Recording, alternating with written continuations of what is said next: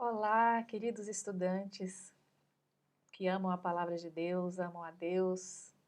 É bom estarmos juntos novamente, apesar de ser um pouco diferente, né, daquilo que estávamos acostumados, mas estamos aí a aprender novas lições com a pandemia. Muitas coisas Deus tem nos ensinado, não é verdade? E uma delas é a tirar realmente coisas boas daquilo que não é tão bom.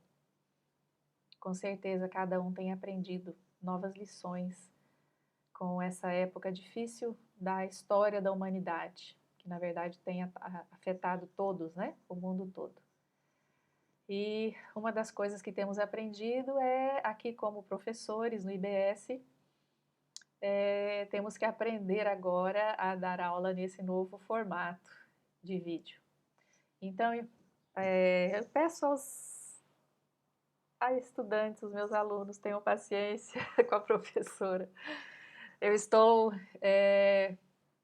aprendendo ainda, né, a usar esta ferramenta. Então, tenham paciência comigo. Irmãos, vamos orar, né? Vamos pedir a Deus a bênção dele nesse momento de estudo da palavra de Deus. Senhor Deus, nós estamos na tua presença, Pai amado, e te agradecemos, ó Pai, porque o Senhor realmente separou esse tempo para nós estarmos juntos, apesar de virtualmente, mas ligados pelo Espírito Santo, pela tua palavra, pelo amor que nos une como povo do Senhor. Eu te agradeço por esse momento, peço por todos os meus alunos nesse instante, ó Pai, que o Senhor os abençoe, que o Senhor os ajude nas suas dificuldades, que o Senhor supra todas as suas necessidades, ó Deus, e que o Senhor possa, assim, nos abençoar grandemente nesse desafio que temos pela frente de estudarmos esse livro de Romanos. Entregamos tudo a Ti, Senhor. O Senhor é o nosso Deus, o Senhor é aquele que é todo-poderoso, que pode todas as coisas. E por isso nós te amamos, nós te adoramos. E nós oramos a Ti porque sabemos que o Senhor ouve e atende orações. Em nome de Jesus. Amém. Amém. Irmãos, como vocês viram, então, nós estaremos estudando o livro de Romanos nessas próximas 3 semanas. Teremos algumas aulas em vídeo, mas os irmãos terão também algumas tarefas para fazerem, porque os vídeos não são suficientes, né? O tempo, a carga horária da cadeira é grande e essa carga horária tem que ser completa através das tarefas que vocês estarão fazendo aí fora da sala de aula, né? Como é o nosso sistema agora nessas semanas. Eu peço aos irmãos que estejam com suas Bíblias abertas, porque nós estaremos a estudar um livro da Bíblia. Eu vou passar alguns textos principais, vou projetar aí para vocês, mas é importante que vocês tenham a Bíblia aí aberta em Romanos, para vocês também abrirem e checar, né, se realmente é isso que está escrito lá, e assim vocês também estarão tendo um contato físico com a Bíblia, e isso é muito importante. E para então iniciarmos essa cadeira de Romanos, eu quero dizer que essa carta aos Romanos é uma carta muito importante na Bíblia. Não que os outros livros não sejam tão importantes, mas ela é uma carta que ela traz realmente uma declaração completa do Evangelho de forma pura e grandiosa, como nenhum outro livro traz. Ela traz a declaração, né, que o homem ele é nascido escravo, ele é nascido pecador, ele é nascido em estado de afastamento de Deus, e nós já vimos isso nas doutrinas de antropologia, né? Doutrina do homem, também na doutrina do pecado, a martiologia, que o homem ele herdou o pecado, ele herdou a natureza pecaminosa dos seus primeiros pais. Então é assim que nós nascemos hoje. Nós não nascemos, a criança não nasce boa, pura e vai sendo corrompida à medida que vai sendo influenciada pelo meio. Não é assim. A carta aos Romanos deixa muito claro que todos são pecadores, nascem pecadores. É uma verdade que ela traz e explica e dá um fundamento muito grande a respeito disso. Mas também ela traz a notícia maravilhosa da vinda de Jesus Cristo, que veio para libertar o homem desta escravidão, que veio para novamente reconciliar o homem com Deus, através da justificação pela fé, que é o tema central dessa carta. Então, irmãos, vamos lá nessa tarefa, né, de estudarmos essa carta tão preciosa. Uma das tarefas que vocês estarão fazendo durante esse curso é a leitura completa desta carta. O nosso curso é de 3 semanas. A carta aos Romanos tem 16 capítulos. Se os irmãos lerem um capítulo por dia, hão de terminar a tempo sem problema nenhum. Na verdade, o melhor seria os irmãos lerem 2 capítulos por dia e lerem a carta pelo menos 2 vezes, se possível 3 vezes. Quanto mais ler, melhor. Então aproveitem cada tempinho que vocês tiverem, leiam a carta, não daquele jeitinho tchap-tchap, né?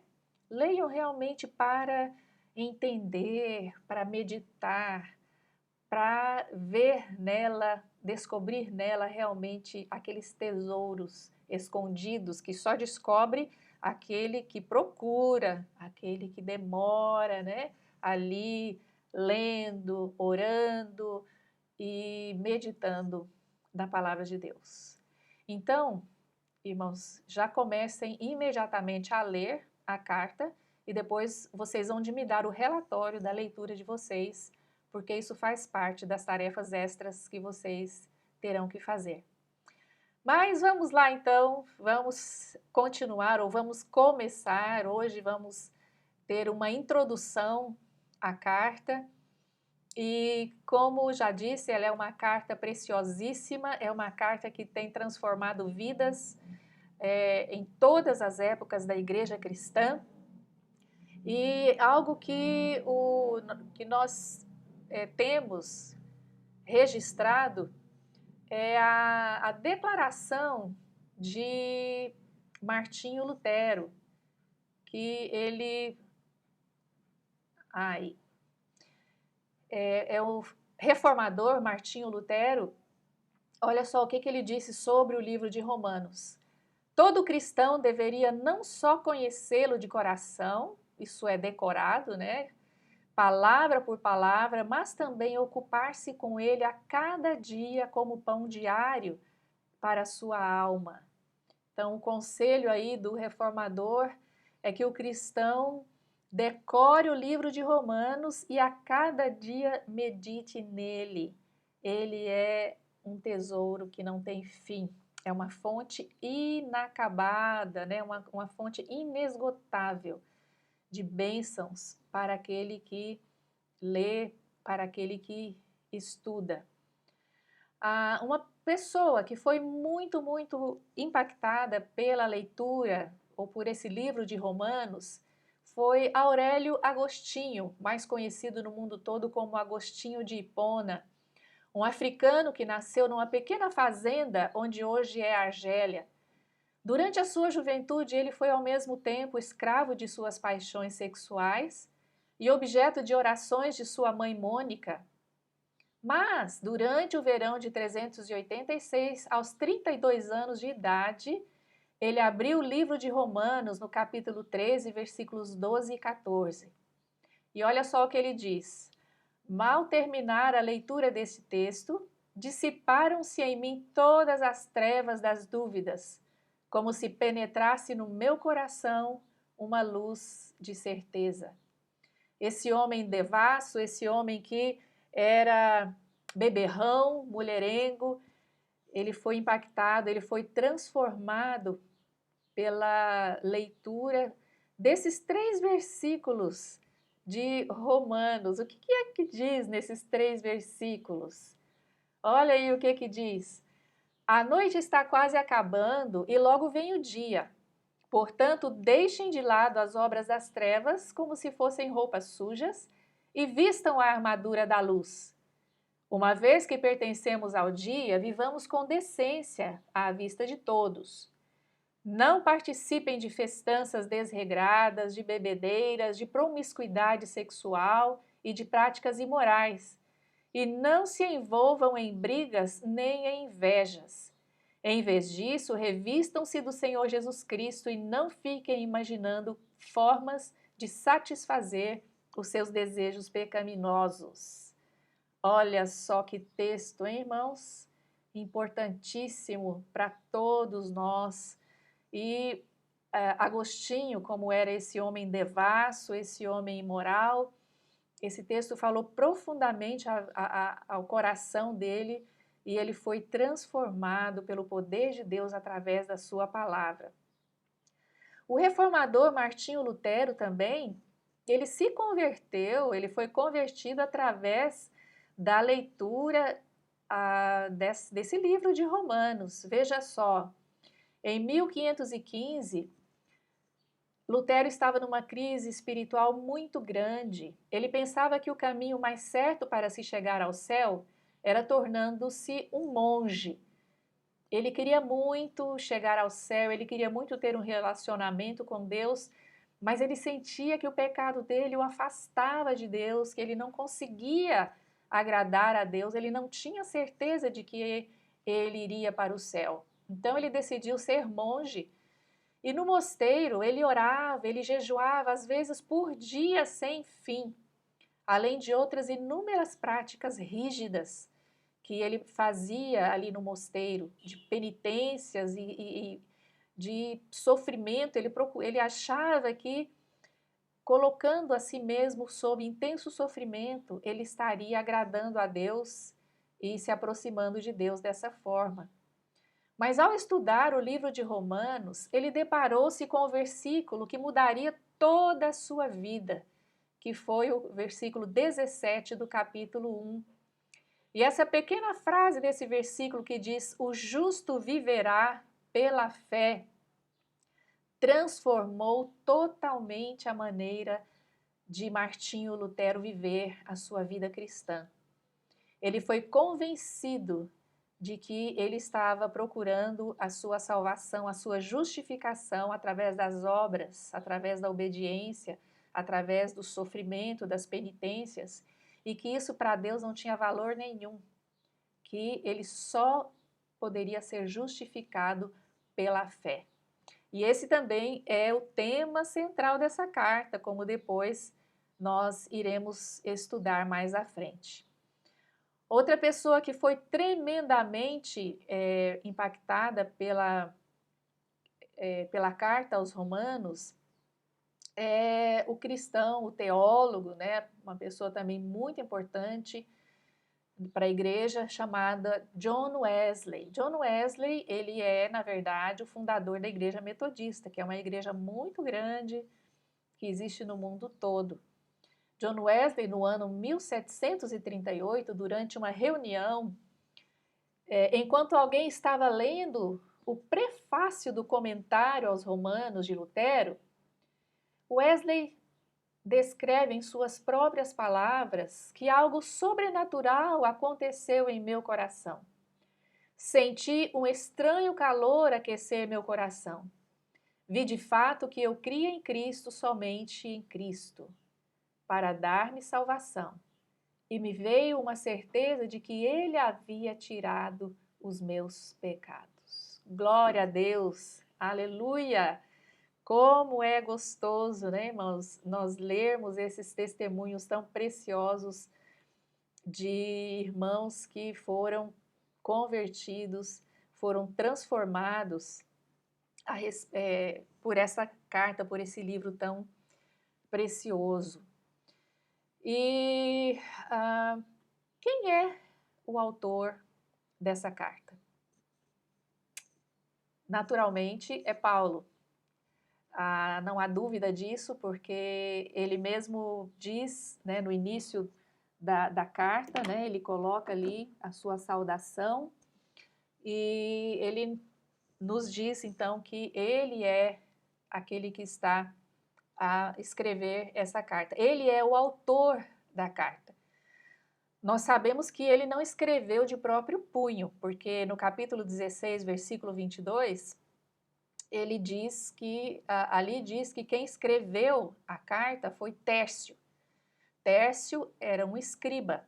Então, Paulo pediu para Tércio registrar essa carta, então foi ele que escreveu.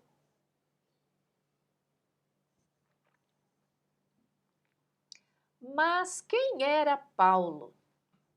Quem era esse homem Paulo?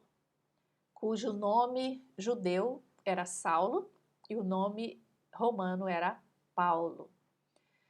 Saulo de Tarso, né, como ele também é mencionado, nasceu em Tarso, na cidade de Tarso, e ele foi uma pessoa que teve uma educação extraordinária. Ele foi muito bem educado nas melhores escolas, foi educado no judaísmo através de Gamaliel, que era um professor, um rabino muito famoso, muito conceituado. Então, Paulo ele foi educado em todas as áreas, na área religiosa, na cultura também da época. E além de uma educação muito boa que Paulo teve, ele era uma pessoa brilhante, ele tinha uma mente privilegiada. Nós podemos ver isso na própria carta. Ele tinha muita facilidade para argumentar. Na carta nós vamos ver que ele usa muito o recurso de fazer perguntas, de prever perguntas que os seus leitores fariam. E então ele prevê essas perguntas e ele mesmo responde essas perguntas. Então Paulo ele tinha um raciocínio lógico muito bom. Ele era capaz de conversar e de argumentar com qualquer pessoa, em qualquer nível de educação, que ele era capaz de realmente ter esse tipo de interação com todas as pessoas, porque ele era realmente um homem muito inteligente, né? Foi dotado por Deus realmente com uma capacidade muito grande de entender e de explicar e de argumentar. Só que Paulo, como ele era judeu, ele era inimigo de Jesus. Ele era inimigo da igreja, porque os judeus não reconheceram o Messias como sendo o enviado de Deus, né, para a salvação do mundo. Então, no início da igreja, Paulo ele foi perseguidor da igreja, ele realmente fazia de tudo para impedir que o cristianismo crescesse. Ele fazia isso pensando que estava a agradar a Deus. Ele era muito religioso, ele era muito dedicado ao judaísmo, à sua religião. Então, ao perseguir a igreja, ele achava que estava fazendo o que era certo. Até que aconteceu aquele encontro extraordinário, né, que ele teve com Jesus, ali no caminho de Damasco. Isso é descrito no livro de Atos, capítulo 9, onde ele está ali viajando com uma carta de autorização para prender os cristãos que ele encontrasse lá. E no meio do caminho, Jesus resolve falar com ele. E Jesus aparece para ele, fala com ele naquela visão, né, que ele teve, algo tremendo que aconteceu. Ali ele realmente foi convertido a Jesus. Ele reconheceu que ele estava a perseguir o próprio Deus, Jesus, né, que é o Senhor da igreja. E ele, naquele momento, foi realmente transformado.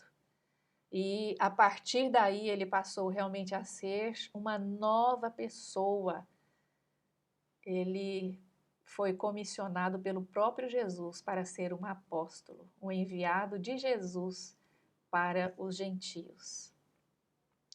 Então, é o que nós podemos falar rapidamente, né, através a respeito da autoria dessa carta, que é o apóstolo Paulo, e também a respeito dos destinatários. Toda carta tem um autor e tem um destinatário, não é verdade?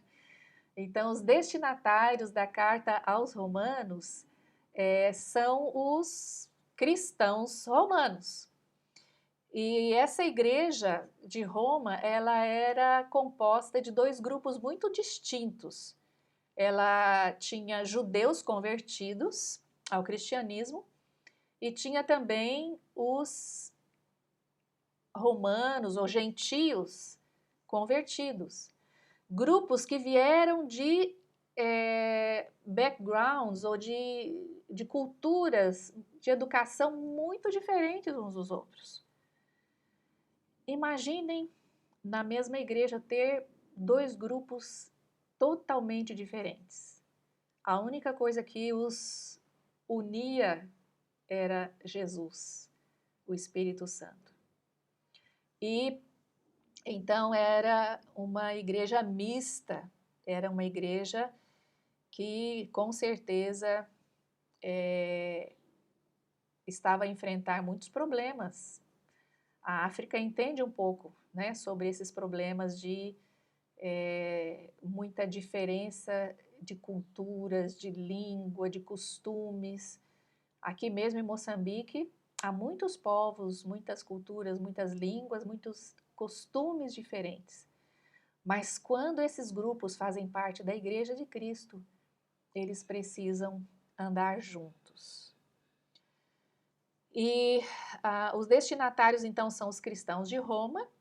E o tema principal, como nós já dissemos, está ali no versículo 16 e 17 do capítulo 1, onde diz assim: pois não me envergonho do evangelho, porque é o poder de Deus para a salvação de todo aquele que crê, primeiro do judeu e também do grego, visto que a justiça de Deus se revela no evangelho de fé em fé, como está escrito, o justo viverá pela fé.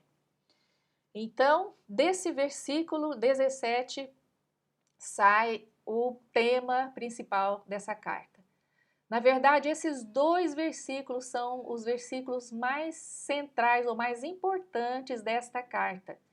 Tudo que Paulo vai falar gira em torno desse assunto, da justiça de Deus, da justificação pela fé.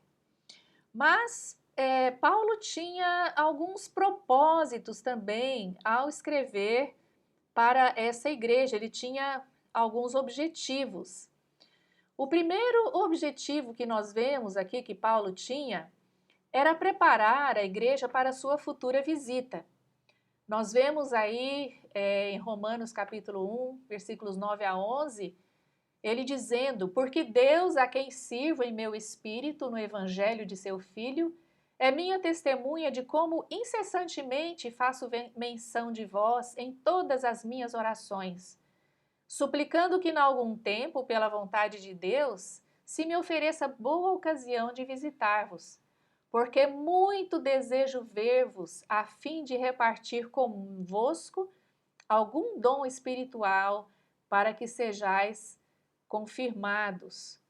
Então, ele já começa a dizer aí a respeito do desejo muito grande que ele tinha de visitar a igreja, ele tinha esse objetivo.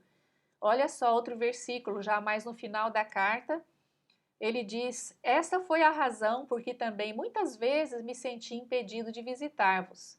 Mas agora, não tendo já campo de atividade nestas regiões e desejando há muito visitar-vos, então ele diz que iria ali estar com aquela igreja. Então, um dos objetivos da carta é preparar a igreja para a sua futura visita. Outro objetivo dessa carta é fortalecer os crentes daquela igreja ao corrigir as situações de disputa e divisão entre judeus e gentios.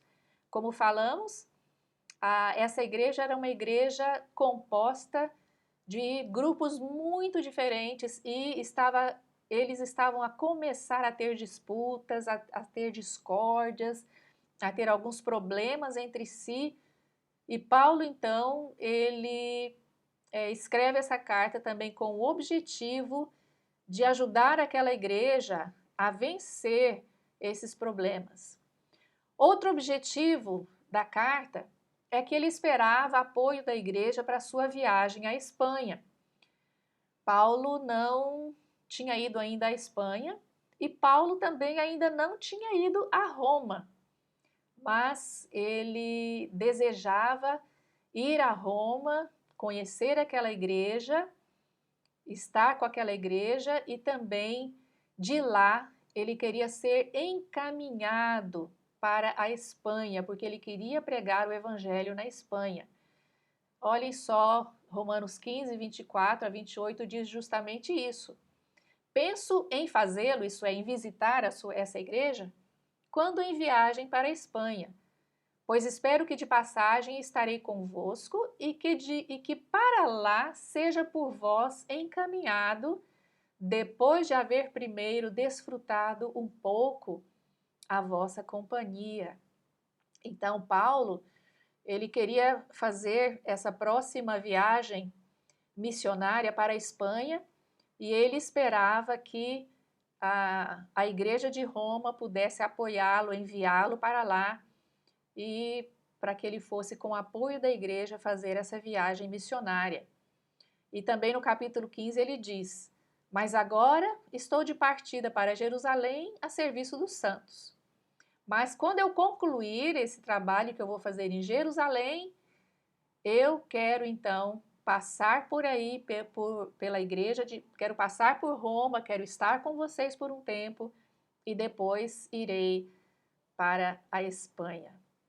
Paulo, ele não conhecia aquela igreja ainda. Ele escreveu para uma igreja que ele não conhecia. Nós podemos ver no final do livro, lá no capítulo 16, que ele conhecia muitas pessoas daquela igreja. Ele tinha amigos que ele menciona por nome e fala até algumas características, mas ele nunca havia realmente estado naquela igreja.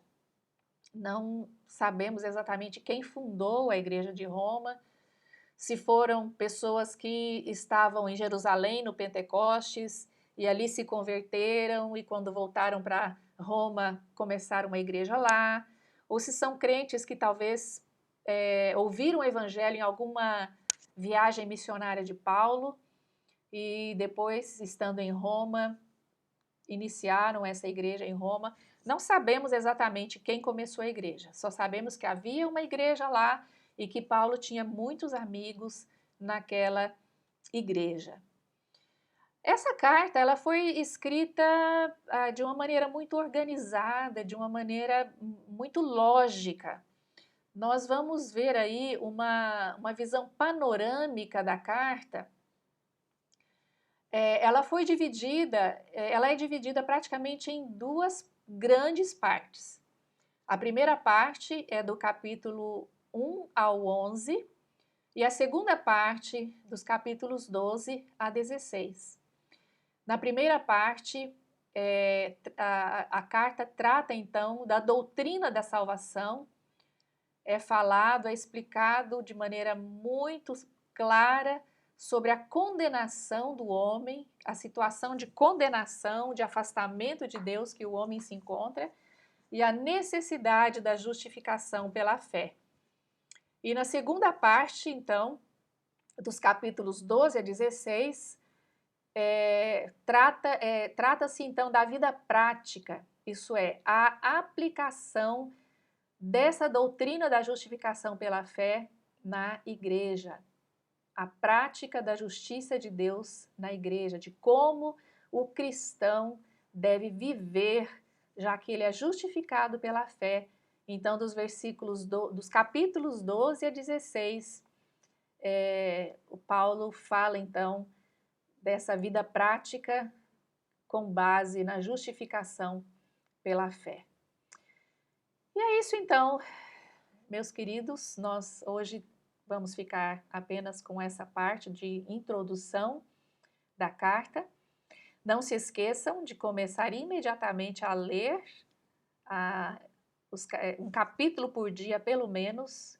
De preferência, leia 2, 3 vezes essa carta durante essas 3 semanas. Coloque o desafio de ler talvez uma vez por semana a carta. Você vai ver como você vai ser abençoado com essa leitura. Que Deus os abençoe e até a próxima. Tchau.